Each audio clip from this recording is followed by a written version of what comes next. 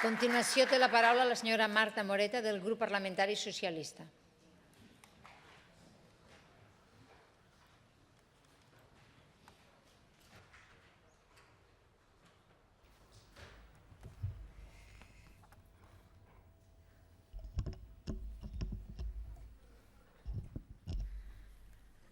Moltes gràcies, presidenta, consellers, conselleres, diputades i diputats, síndic i tot l'equip que l'acompanya i altres síndics presents avui en aquesta cambra. La regressió democràtica és una evidència.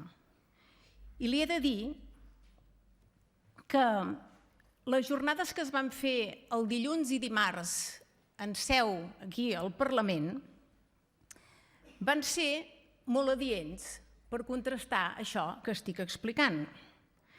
El que sí que vaig trobar a faltar, síndic, és la presència de molts diputats i diputades d'aquesta cambra. Voldria agrair al síndic la seva explicació de l'informe que vam tenir l'ocasió d'escoltar a la comissió del síndic ara fa no masses dies.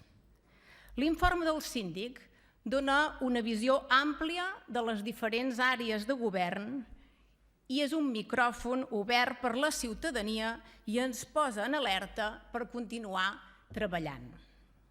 Des del grup parlamentari socialista insistim en la necessitat de situar al centre de l'agenda política i de les institucions el foment i la defensa dels drets socials dels ciutadans i ciutadanes per aconseguir una societat més inclusiva. L'informe del síndic és un bon instrument per contrastar a partir de les seves conclusions que va fent en tot l'informe. Al nostre entendre, posa en evidència que cal combatre les desigualtats que s'estan generant i la necessitat de crear les condicions per a un creixement més igualitari a partir d'una administració al servei de la ciutadania, eficaç i respectuós amb els seus drets. Per tant, síndic, parlem d'un informe valuós que ens permet conèixer i aprofundir molts aspectes de la nostra societat. Aquest informe anual ha d'anar acompanyat dels 3 informes que per llei es presenten en aquest Parlament i que per coherència són complementaris al que avui es presenta. Estic parlant, com vostè ja ha comentat, de l'informe de la infància i l'educació, l'informe del Mecanisme Català de Prevenció de la Tortura i l'informe anual del seguiment de la Llei de Transparència, Accés a la informació pública i el bon govern. Així doncs, sense més dilacions, m'agradaria centrar-me en alguns aspectes concrets d'aquest informe. La protecció dels drets socials és un dels àmbits més extensos de l'informe i, de fet, no és d'estranyar, ja que moltes famílies es continuen trobant en situacions vulnerables. I això acaba tenint un impacte directe sobre els serveis socials, la salut, l'educació pública o l'accés a l'habitatge, tal com ja indica l'informe. Voldria destacar-ne especialment les demores en els pagaments de les prestacions de dependència. Ens trobem en una situació grotesca, on l'administració de la Generalitat ni tan sols comunica als usuaris aquest fet. I, per tant, aquest és un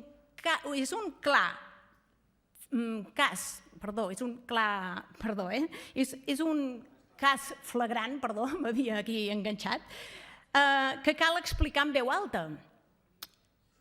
I, a més, cal denunciar. Perquè l'administració tingui demora en les prestacions de dependència és molt greu, però que no informi els usuaris és indignant. L'àmbit de polítiques socials representen 1/3 del total de l'informe i han pujat respecte a l'informe del 2015. Concretament, les persones sense llar han augmentat més del doble i això és del tot preocupant. I, per tant, és molt adient el que acaba d'anunciar ara fa un moment sobre temes d'habitatge.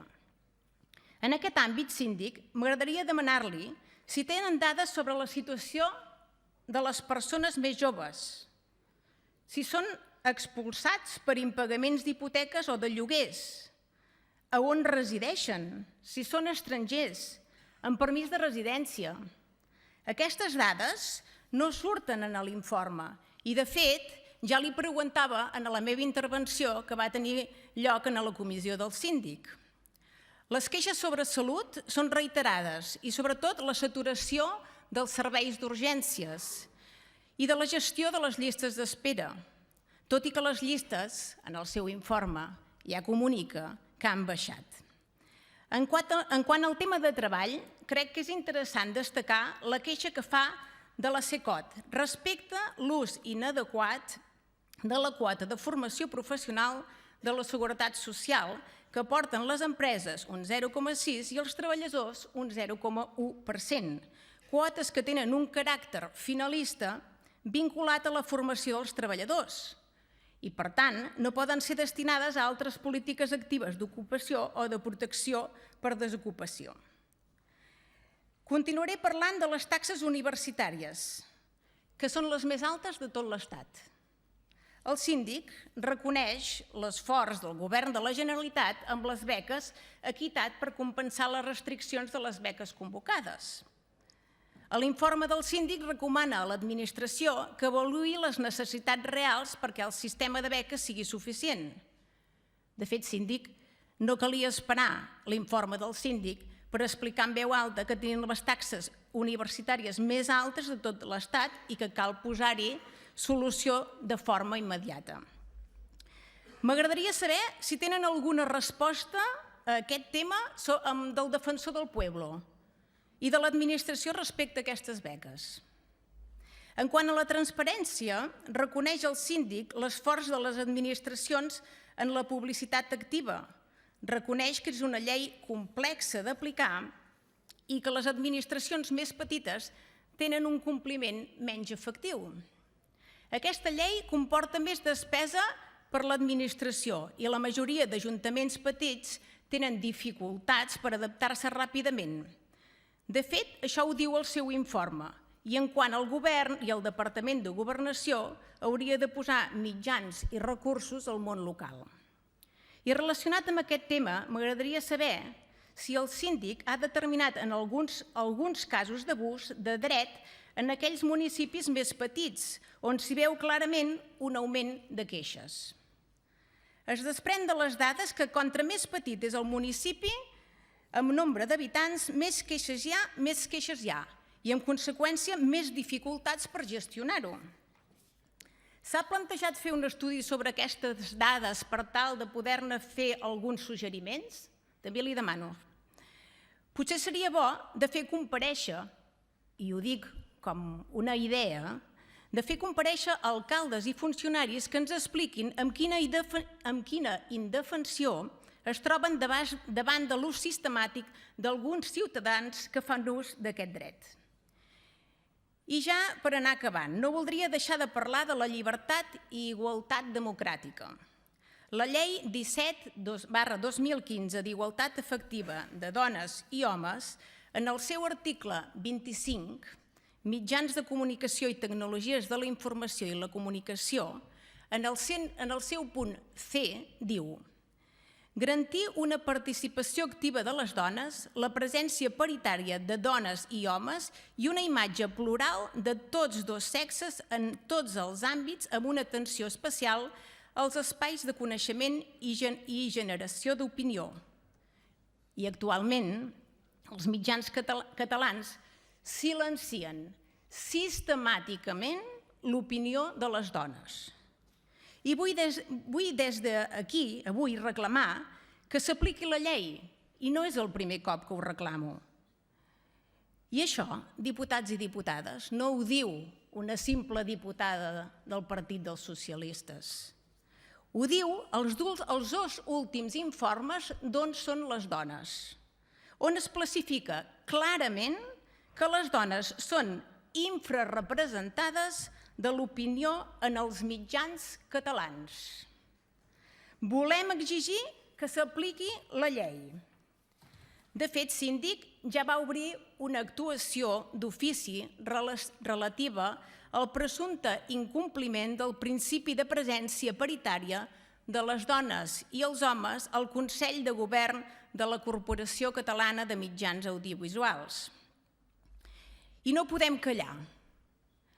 Ho hem de dir ben alt i ben clar, perquè no només no es compleix la llei, sinó que en alguns casos, com és el de la premsa escrita, les dades mostren una situació gravíssima, perquè la mitjana d'articles d'opinió de dones els 2 últims mesos se situa al ridícul 20%.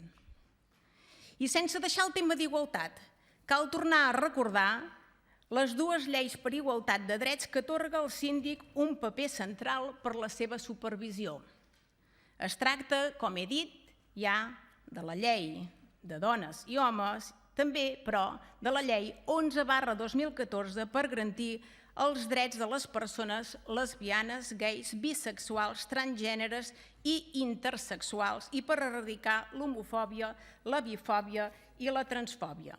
I com ja he comentat i deia, la llei d'igualtat efectiva d'homes i dones.